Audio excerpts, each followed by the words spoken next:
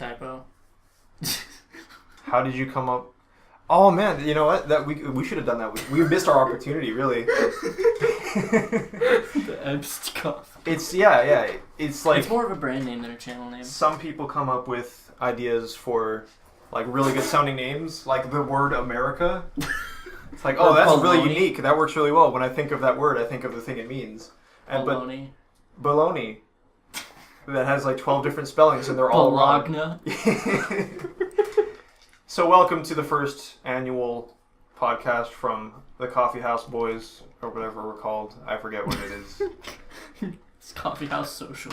The idea is that we're all going to do... So I'll be drinking nothing but coffee every day. Except for now he's drinking wine. Yeah, except for now and except for every other time. And then Josh will be never drinking coffee. No, wait, Lucas will be never drinking coffee ever. I will drink coffee. And then you and Ryan will do like the intermediate between the two extremes. My coffee will be laced with rum or vodka. It'll be like a scientific experiment to see like who does the best. Whoever it'll be long term. No, it'll be best. We'll see. It'll be like long term. So it'll be like I'll drink nothing but coffee every day, and we'll see if I get into like super far in life, and then Lucas will do the same. Battle consistencies. Yeah, exactly. So far, I have a pretty good start because Lucas failed community college. And you're in college and transporting organs. I'm in a very almost illegitimate job currently. But you don't know what you're getting paid. Oh man! Why'd you get paid like $13 a mile? That's terrible. Not really. Is it? Wait, considering $7.25 is minimum wage. Is my tank of gas? That's an hour. This will be like the first and last time we record. Well, we'll probably record here several times, but my mechanical keyboard will not help with things. No. Tank of gas cost per mile. I don't even know what I'm trying to look up. Just do the math in your head. You know how many gallons your tank holds? 14 gallons. That's like 280. It's like 280 a gallon. Yeah, it's like 290. Yeah. So, and you like what you said you drive at least 100 miles a day. Yeah. Today alone, it was an hour up to wherever I went and an hour back, so more than 100 miles. Probably drove more than 1,000 on the weekend on Sunday, but yeah, I have it all tracked, and if I need to, I can just pull it up. $13 a mile. That's monstrous amounts of money. As long as it covers gas, it'll be more than enough. Technically, it's your job. You can file on your taxes. Yeah, but I don't want to wait that long, and I'll only be doing this for maybe 2 months, maybe a week. Fuck, if I get my paycheck and it's like $10, I wouldn't put it past it because it's the way I set up this job. By the way, my name is Jesse. In case anyone had any ambiguation. That's not a word. How hard would it be to make that a word? How hard is it that life ran out of steam on that one?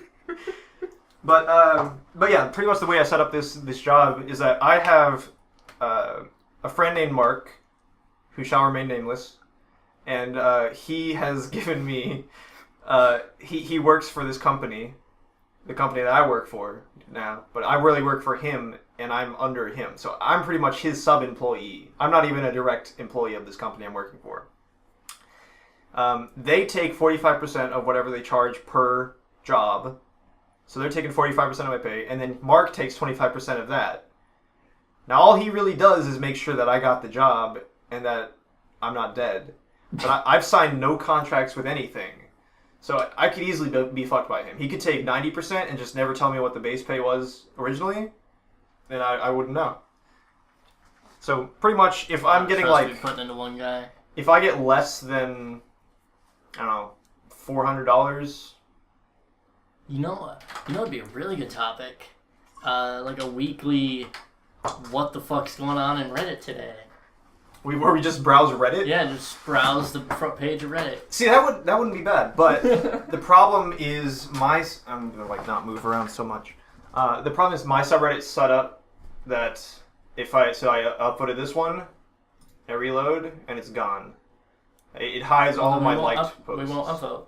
We'll just review. But I like upvoting. I don't want to see the same post all day. Well, then we'll review it, then you upvote it, or you downvote it, whether you agree or disagree with it. But how? Okay, we can do that for like what used to be the based subreddits where they would automatically sub you to someone's.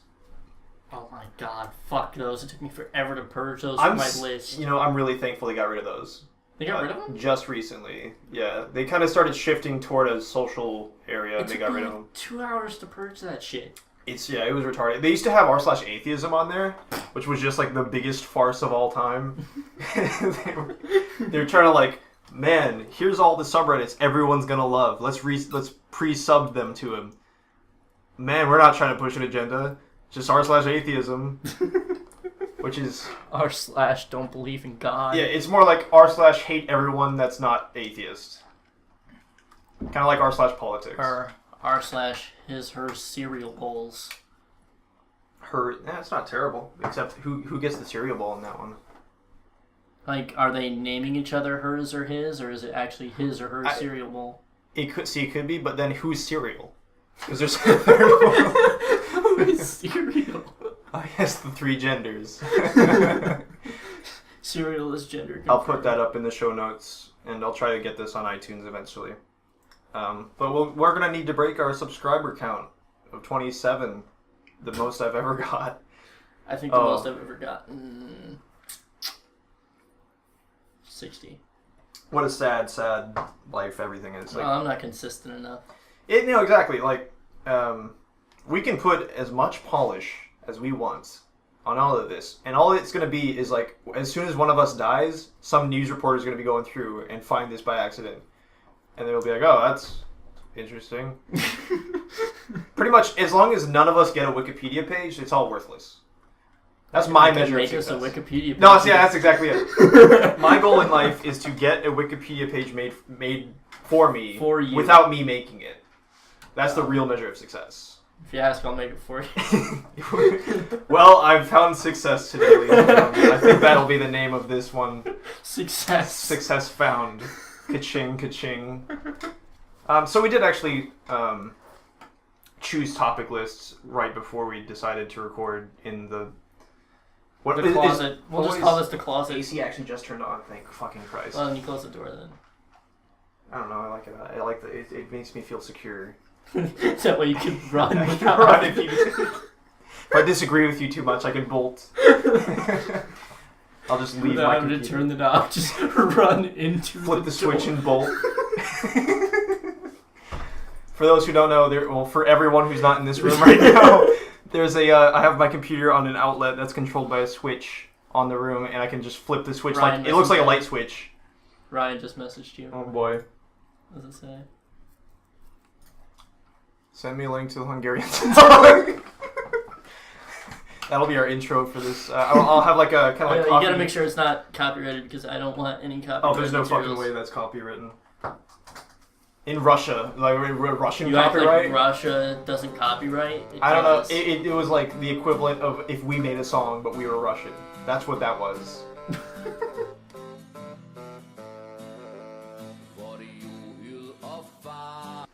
But like I said, we wrote down some topic ideas before we started recording in the closet, which might as well call it the closet. We can call this "Coming Out of the Closet" podcast. Coming out of the closet. Coming into the podcast. Or sitting in the closet And podcast. we talk about there you go, sitting in the closet with Josh and Jesse. Josh and Jesse, and we talk about everything except for sexuality because we're so secure in our sexualities that we feel they need no discussion whatsoever.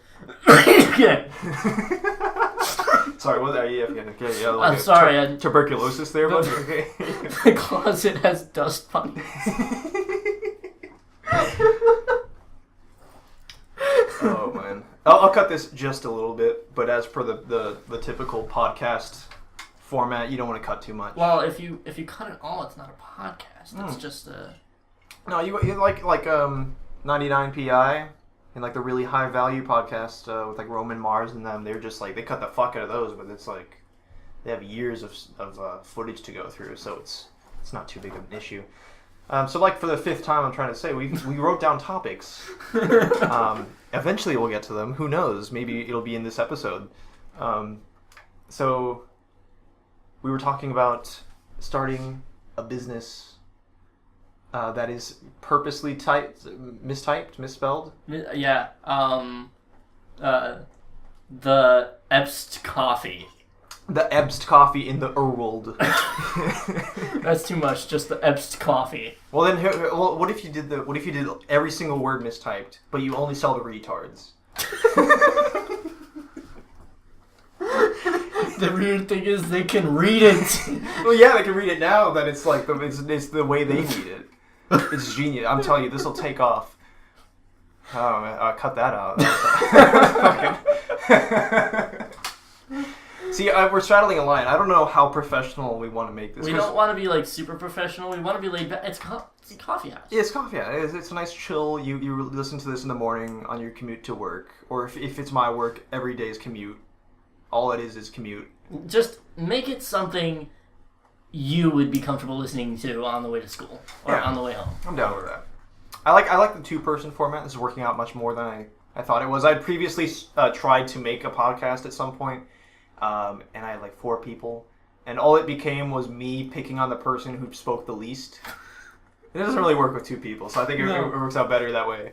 I always wanted to start a podcast, but I could never really get people to come and talk about the topics I wanted to talk about because they were too easily butthurt. Yeah, no, that's totally fair. Because we'll talk about terribly controversial things that are sure to end in nothing but dick winks. Yeah, together. Like E3 this year. Yeah, like E3 did this year. Oh boy, I loved E3. I saw maybe 2 things I want to get, and that was it. Is one of them a Switch? Yeah. You click. The click. The Switch click. Oh, that'd be the add-on, wouldn't it? What do you mean? The Switch click is it's like a Switch, and then you put the console, like the dock, in another dock for the Switch, and it goes click. It sounds like click. Nintendo adding more and more unnecessary attachments to things. Oh, but that's the beauty of it. One day it'll work. It's never worked before. It's like the Wii gun. It's like the CDI. It's like, you don't remember CDI? Or maybe Rob. You remember Rob? I remember Rob. Rob was gold. Don't you talk shit about Rob. No, I'm talking Rob the machine. Yeah. That it was a game feature thing that you'd hook it up to your NES or whatever. It's retarded. Yeah, and it would do like the little tops for you, and that's like before both of our generations. So Nintendo blew up when they released the laser gun for Duck Hunt. Yeah. And then they were like, oh, we gotta keep making attachments. We make gimmicks. They're feeling the pressure all these 30 years later. And they're still releasing They have the Wii gun now. It's nothing but a piece of plastic connecting the Wii controller. I'll be honest, though. I've been playing the Switch off and on. There's nothing wrong with the Switch. It's a good system. I'm honestly surprised at how fucking powerful that thing is. For how small it is, if they made it bigger, I'd be scared as to how powerful it would be. It's pretty nice. Mm-hmm.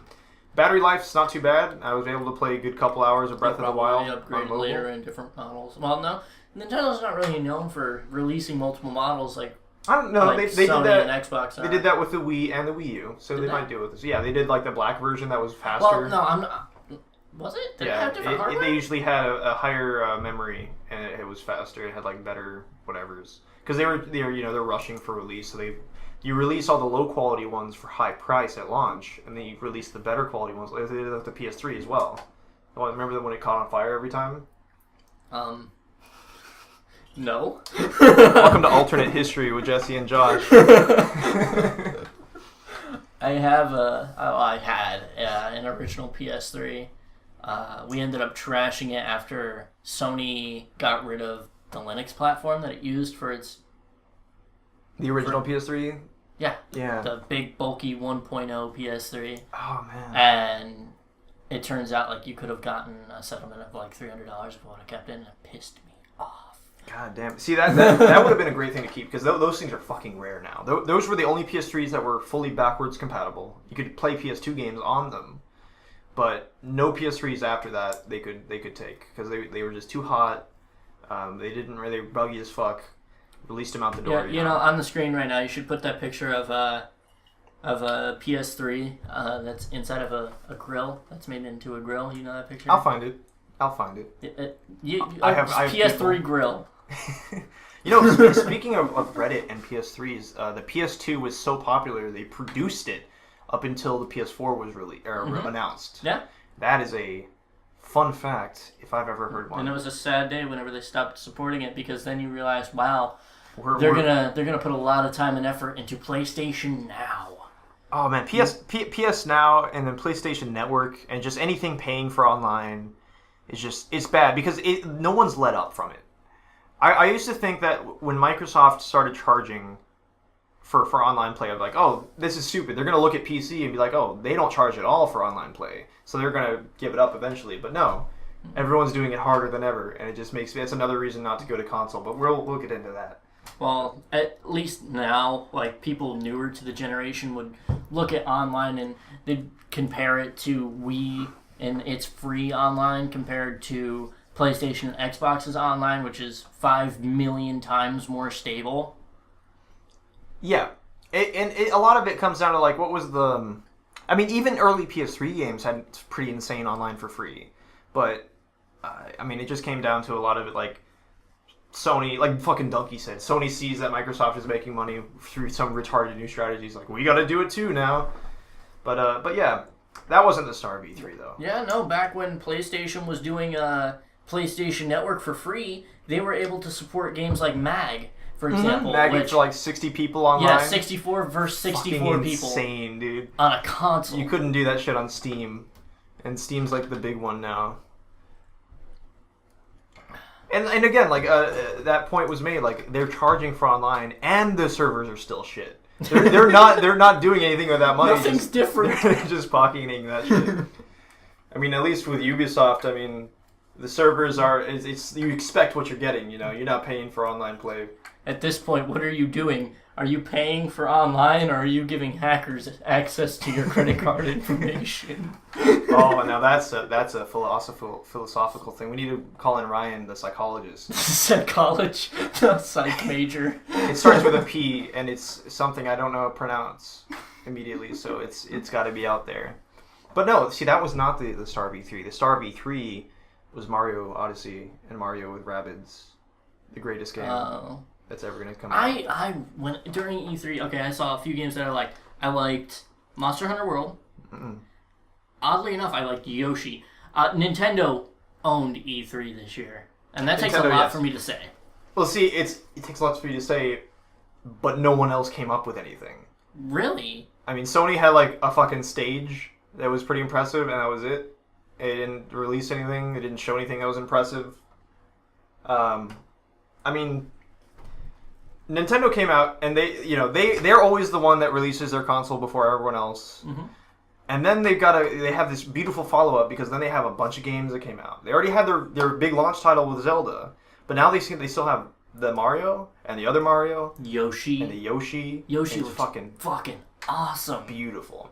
And then they just got to release Dark Souls, and then I'll buy 3 more Switches, and I'll just jerk all my money right out of my dick. But yeah, I mean, there's not really a lot to report from E3 this year. It's just kind of sad. I don't want to see E3 go away the way I want to see Comic-Con go away. The thing is, like, if you go through YouTube, you will see so many really good predictions of what should have been at E3. Examples. There should have been more news. Like, there was news on Kingdom Hearts 3, but there should have been a little bit more news. I mean, that game has been in production for 15 years now, 16 years. It's ridiculous. And fucking the Final Fantasy VII remake. Mm-hmm. There should have been more news on it, but for some reason Square Enix isn't too big on doing things at E3. They like to do things in their own little, like, Japanese conferences. They've always been kind of weird with that, though. To be fair, Square Enix have always been like they've never seemed like a traditional game company in my mind. Just even ever since the PS2 era, they've just been like, before they were the SquareSoft, way back in the day. But my only experience with that was, like the Kingdom Hearts and so on and so forth. Before that, I didn't have a lot. I played Call of Duty as a kid and Madden. So Madden. Oh man, I was a fucking man. I was more of a man. John Madden. I think he's like a fucking Alex Jones's older brother. No, he's like, oh man, he threw that ball across the room right there. You can see him toss it to his buddy. I got dementia.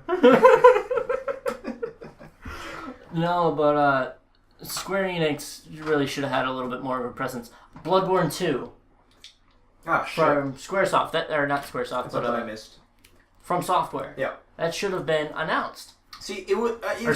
From Software should have been announced. It was interesting because I kind of expected Microsoft and Sony to play it safe, and they did. But then everyone else played it safe, except Nintendo. And no one gave them the memo that you're like, hey, this is the one where you just see what everyone else is doing. And it's like, oh, I got fucking Mario with Rabbids. Who the fuck expected that? But then, like, it's all, like, interesting. Microsoft did the Nintendo thing and released a console that made no sense with the name, and no one's going to buy it now because of it. They released the Xbox One S, which is supposed to be the most powerful console in the world. They did announce the Scorpio. They announced, that was the Project Scorpio.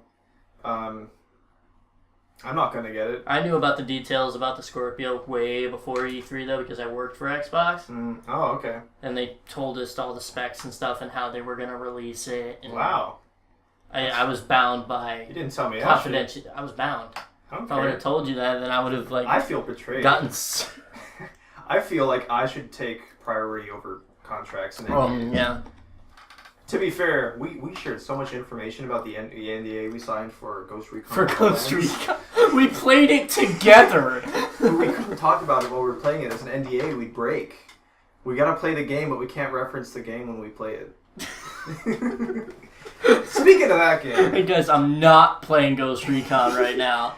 Guys, don't look to the left where Unidad is. Who do you think I am? You are. Speaking of that game, though, what a fucking disappointment. Really? You spent... Okay, I want to admire how much you wanted to like that game. I gave it a fair shot. I gave it more than a fair shot. The repetitiveness. I mean, it was kind of... So I realized, like, 90% of the way in that it's just the standard Ubisoft game. Like, you know, you have your mission that will upgrade troops, and then you have your mission that'll upgrade money, and then your one that'll progress the story. And it does it well. Like, none of them feel the same. It's just that they're not super dissimilar from each other, that you really get a feel of progression. Starting out the game, you get, like, you're doing something, and the only thing you're progressing is, like, the guns you have, or the amount of area you can cover, and maybe some vehicles. But honestly, you're on the ground shooting dudes, and they're shooting back, or you're stealthing around. None of the gameplay changes from mission 1 to mission, final. Story-wise, they had a really good thing going. It was a good story. It was beautiful, except, I mean, you didn't play the ending. No, according to Ubisoft, I got 38% through the game. But that was because we spent a lot of time on side. Yeah, I found that disingenuous. I had like 50%, and then I did like 3 missions, and then I was at like 90% because of just the way the percentage worked. The percentage, I think, was only tied to story. It was like destabilization. Yeah. I technically finished at 99%, just because I like missed one mission somewhere. But the ending was just like you either shoot or else when you, and it's the chick that does it, not you. She either shoots him or she like lets him go, and either way is stupid and it seems rushed, and it's obviously that it was rushed. If they had spent 3 more years in development, that could have been the game of the year. Abso-fucking-lutely. All they needed was more polish pretty much everywhere, and some better writers. They fired their writers after like 8 months in development or something like that. Yeah, it was something ridiculous. And you can tell, like, they had a really cool, deep-seated thing where they had all the interconnecting characters, and, like, some of them from this, like, security section would talk to the person and influence, and it was like, whoa, this is a big deal. But then they couldn't realize it. It was a super ambitious game that fell flat. And honestly, I had a good time with it, but I'll only rank it slightly better than The Division, which I did not play. Played The Division. So it'd probably be a 2 out of 10. To be fair, though, I don't play many games. I play one game for a long time. You still play it. I still play the one game. And it doesn't have the story at all. We'll leave you at home to guess what game that is. No. It's Crusader Kings. Wrong! And I feel like we shouldn't dedicate any more time to E3 because it didn't dedicate any more time to us. I can concur with that. So let's talk about Trump. Mr. Michael J. Trump. Okay, you're going to have to explain a bunch of stuff to me about Trump, because when he got elected, the day of and the couple weeks after, You was in the army. I was in the army. Yeah. I'm fairly behind on everything Trump related. I hear that apparently he admitted that Russia had something to do with rigging the election. That's very recent, actually. So yeah, ever since he was elected, and this happens to every president, everyone's trying to call for like an illegitimacy. But to be fair, it does seem like there is something deep, that like there was some kind of tampering between Russian officials and the election. How it was is kind of unclear. What happened exactly is kind of unclear. But really, the Senate and a lot of people who are investigating this are trying to see how much influence Russian officials had in the American election. And it apparently is a lot. For the longest time, Trump denied everything, as you would expect. Mm-hmm. But just recently, he pulled one of the dumbest things I've seen him do, which is saying something. Because I would not say he's a smart man, even as the leader of the free world. And I have to respect him just for being that high up in office. But he's not the smartest president. He tweeted out something along the lines of like, well, the Obama administration had intel that the Russians were fucking with the election, but they did nothing. Why was that? And then everyone kind of were like, hey, hang on take there. a step back. Wait, you're admitting to this? And he's like, no. Oh, what am I? What? No. It's honestly kind of, it's interesting because we're going to be seeing these fucking tweets in the history books because they're big deals. Just imagine tweets being in history books. I mean, that's kind of what's happening now, isn't it? Like, I remember when Obama was elected, the online influence in the online game of politics was very limited. You didn't really have to think about it all that much. And I remember it was a big deal when I saw like Obama tweeting he was playing basketball or something in like 2009.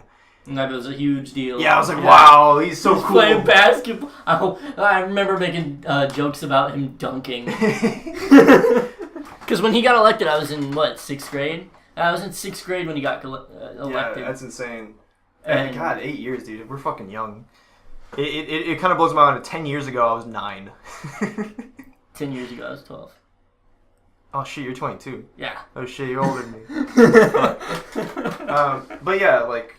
And now the internet's going to be like... It's impossible to say how it's going to be, but the internet's going to have some kind of historical reference in books. Well, the internet is the historical reference. Yeah, I mean... Well, you put something on the internet, it is never gone. Yeah. There's always a stain. There's an archive somewhere, you know, it's something there. But obviously, like, someone's going to have to go through all of President Trump's tweets and kind of, like... Someone's going to point to something like... Kofifiv. Oh, that's a historical turning point where everyone realized, what the fuck did we just elect? What have we done? I mean, that was overblown as all fuck, but anyway. Trump, all I remember is he got elected, and then he signed a bunch of executive orders, and he tried to ban Muslims from coming in the country, and it actually worked for like a week, but then the judicial court was like, no, you can't fucking do that. Why would you even try? But yeah, for like, I think like a week or like even up to a month, the Trump administration pretty much blocked people of the Muslim faith who were not born in the United States from coming in, and federal employees had to obey by that because there was an executive order. But yeah, I'm more surprised that Donald Trump is so fucking old. I think he's the oldest president we've ever had. He is fucking 70-something. Wow. I clicked the wrong link. Here we go. He's 71. Actually an insane thing. He looks not 71. Oh, that's what plastic surgery will do for you these He doesn't days. look like he's a human age. He looks like he's human, but he doesn't look like he's an age that a human would go through. Maybe he's an alien. Oh, maybe he's a lizard person, man. Maybe he is the lizard. An iguana the whole time. We elected an iguana into office. As of 2017, he was in the top 600 richest people in the world with an estimated worth of $3.5 billion. I don't understand why we elect people like that. Rich people. It was only because of Hillary, honestly. I could not decide what was better between the two of them. They're both just the worst choices. And people make that, for every fucking election, I'm sure. Everyone's like, oh, they're the worst. But literally, there was nothing good about either of them. I honestly... people... Every conservative hated Bernie Sanders because he was openly, socialist, and that's understandable. I liked him for my reasons. But honestly, if he had made it to the primary, past the primary, I think he would have had a better shot at defeating Trump than Hillary did, because she was just a straight up criminal.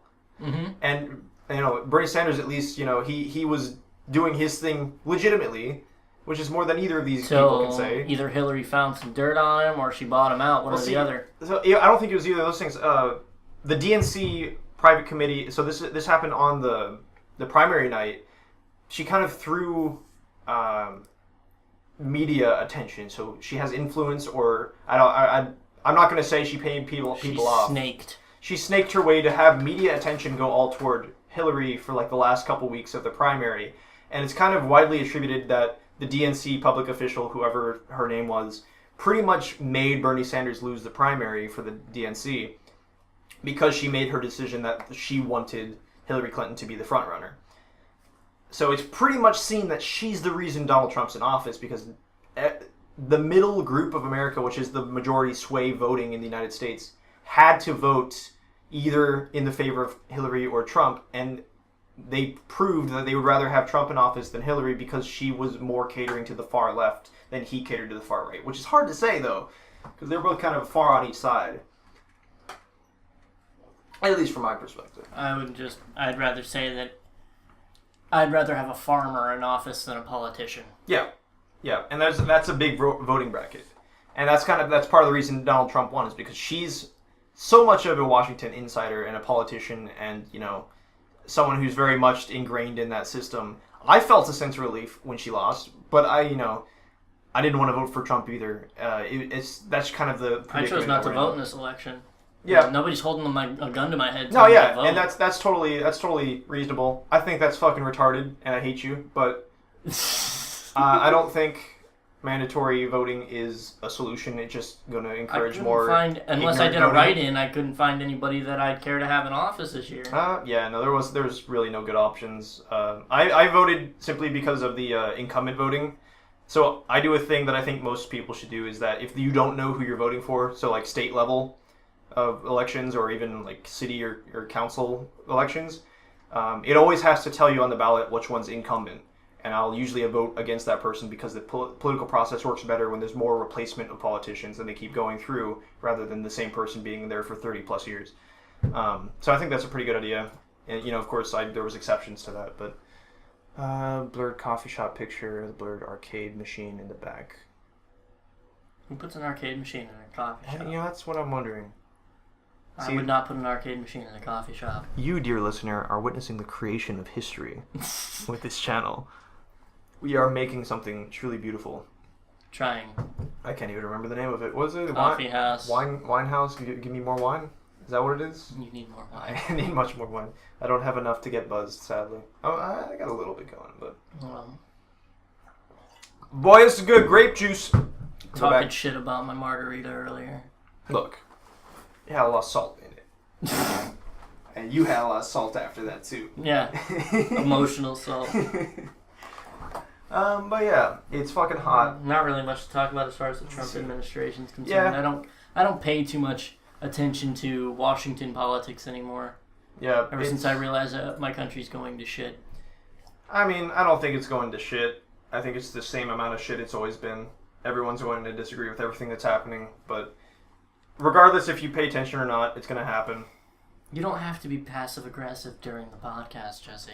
I'm not being passive-aggressive. I'm stating my viewpoint. And that's an honest fact. And that's a fact. That's a fact. We'll do like a 30-minute commercial break here, so we'll edit in a commercial. And I'll ask you to record a commercial later. Record a commercial? A 30-minute commercial? No, it'll go in... You said 30-minute break. 30-minute...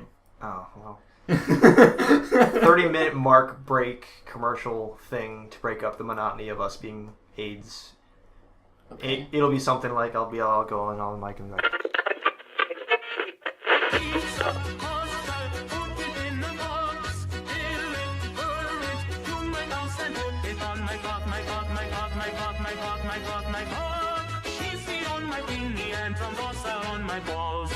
God, please edit that out. Oh my God. I'll just bleep it with something that Ryan says. I'll get him in on this something. Oh, you can see the fucking waveform. Audacity, please. But yeah, no, it's too early to tell what Trump is doing, so I'm not gonna press the issue. Create new channel. Wow, we had a lot less prepared than I thought we did, but oh well. This is the start of a new channel called Coffee House. Coffee House. It's confusing. Coffee House Social is the podcast. It starts with a C, and it has 2 syllables and then 1 syllable after that one. It's not like Coffee House. I just bleeped that out. No! It doesn't exist. It doesn't exist anymore, We'll never... I kind of want to delete the channel, but there's a lot of good content on that. Yeah, just leave it there to drown in history. Honestly. Yeah, we'll have It'll always be there. Tiny little section of the internet just for that little moment of our lives. Yeah. Yeah. But it'll always be there, and one day it'll be forgotten, and then we'll turn like 60, and we'll still all be friends, and we'll go back to it and be like, wow. Wow, we were AIDS. We'll forget the logins at that point. I'll walk in. Delete it. Google will be defunct by then. It'll be replaced by like whatever Elon Musk is planning. Google. Space Google. Space. Solar-powered Google. Do you think we'll be on Mars in our lifetime? Do you think it's a possibility? It's a possibility. I don't think we'll do it, though. You don't think so? No. I think people, especially now, recently, have not put enough credit towards the type of technology we have right now. Okay. No, I think that's definitely fair. So, it's interesting you bring that up because there was a podcast I brought up earlier when I talked to you in person called Space Pod. And it's run by a NASA scientist named Carrie Nugent. And she goes around and just kind of does something like this where she talks with a new scientist every week.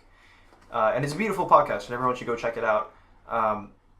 But pretty much she was talking about how there's a lot of technologies like that could be way more advanced than they are. Simply because it's really hard to get funding for it in a bigger way that you think. There was an actual estimation made that we could have had fusion energy. It's a feasible thing that humans can make in a way that is sustainable and economically viable, which is the big part. You can make a multi-billion-dollar machine that'll never pay for itself, or you can make it cheaper and make it pay for itself eventually. And that's the big thing. You could have that within 10 years if you had the budget for it, that you had for other nuclear options or other things that we've made, but you can't pitch that to investors. So it was never, the funding we had in 1950 for fusion research is the same funding we have now. And it's kind of ridiculous. I've brought this up to you before many times, but I think that it's greed that is stopping us from evolving. Like, we think funding for everything, but if you really want to evolve, teamwork is what you're going to have to do. I mean, if you have to charge somebody after the thing is built over time, fine. But charging people up front for the thought of building something new is ridiculous. That's a good point.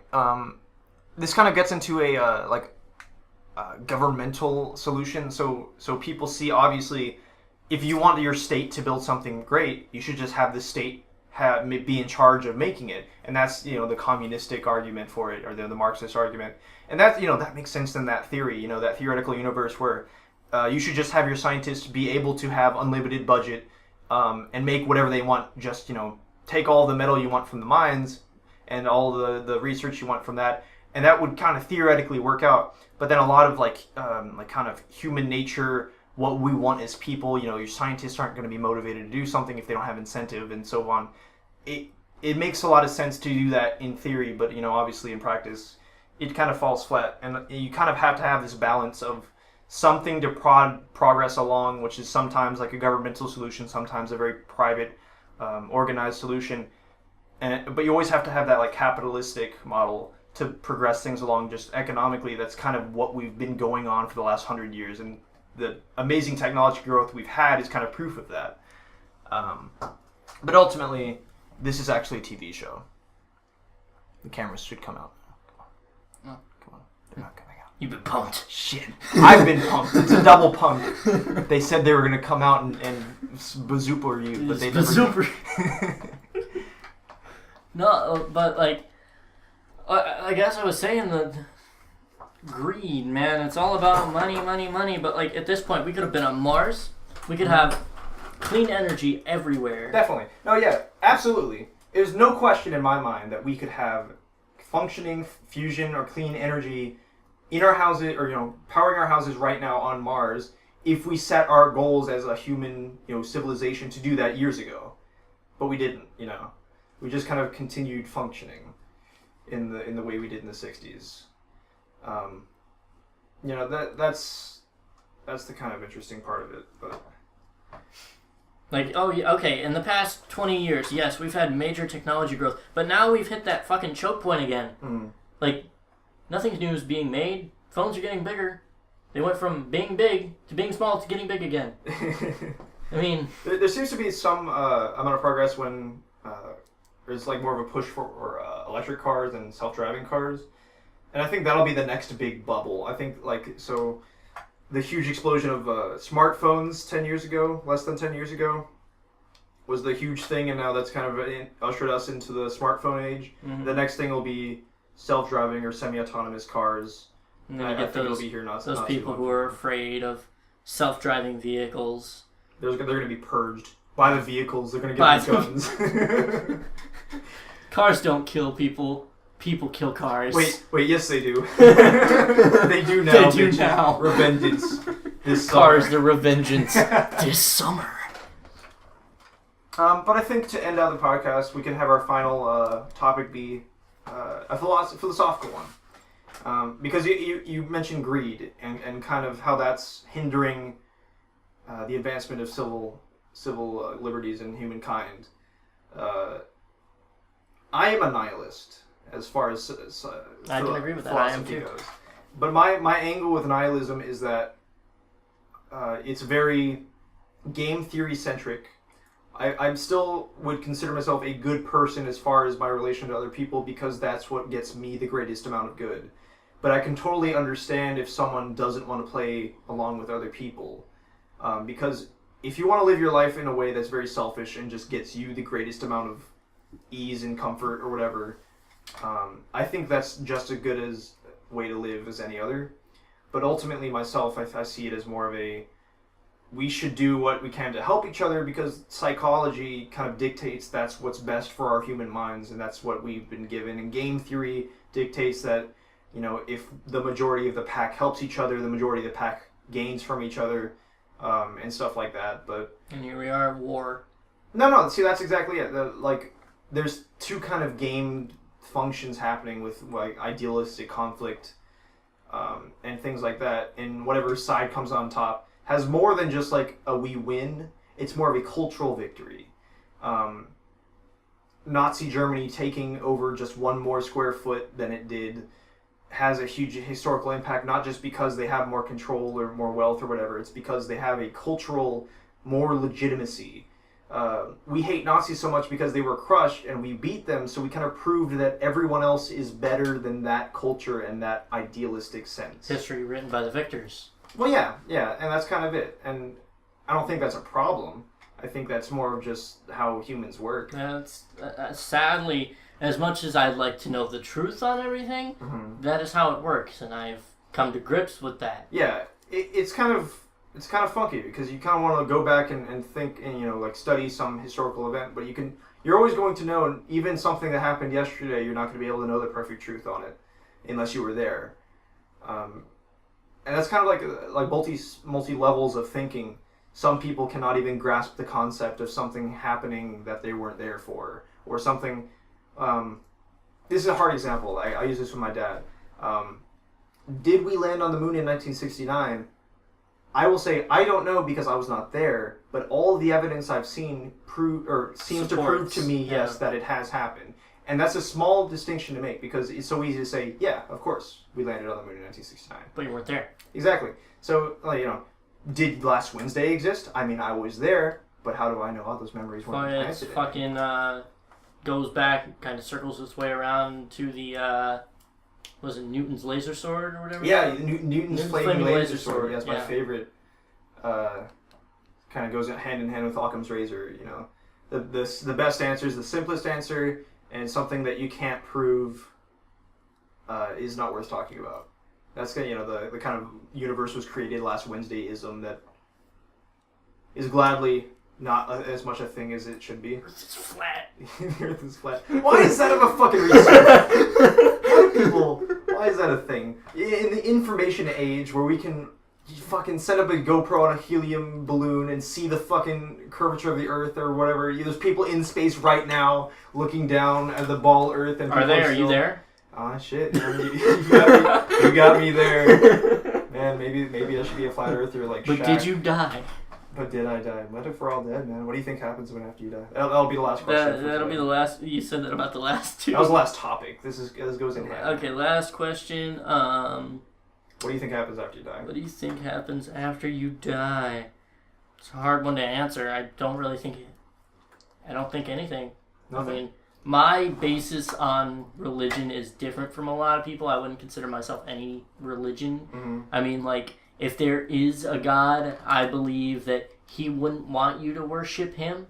Okay. He'd want you to worship what he gave you and appreciate. Like a mother Yeah. wants appreciation, but Yeah. they don't expect you to sit there and worship them. Yeah, okay.